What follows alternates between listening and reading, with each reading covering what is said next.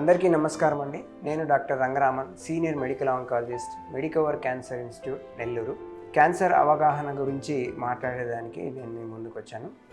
So మన దగ్గరికి వచ్చే పేషెంట్లు క్యాన్సర్ లక్షణాలతో వస్తే మొట్టమొదటిగా ఏం చేస్తారు, ఎలా ఎవాల్యుయేట్ చేస్తారు, దాన్ని ఎట్లా కన్ఫర్మ్ చేస్తారు, దానికి ట్రీట్మెంట్ ఎలా డిజైన్ చేస్తారు అన్న విషయాల గురించి మాట్లాడతాను. సో ఎవరికైనా క్యాన్సర్తో ఇబ్బంది పడుతున్నారు అని అంటే ముఖ్యంగా మనకి 2 విషయాలు తెలుసుకోవాల్సి ఉంటుంది.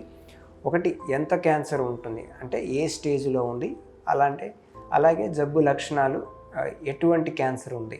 సో ఈ 2 మనకి తెలుసుకోవాలి అని అంటే ఎటువంటి క్యాన్సర్ ఉంది అని తెలుసుకోవడానికి మనకి ఎక్కడి నుంచి అయితే గడ్డలాగా ఉందో లేకపోతే పుండులాగా ఉందో దాని నుంచి బయాప్సీ పరీక్ష, మనకి నీడిల్ టెస్టింగ్ అని అంటాము.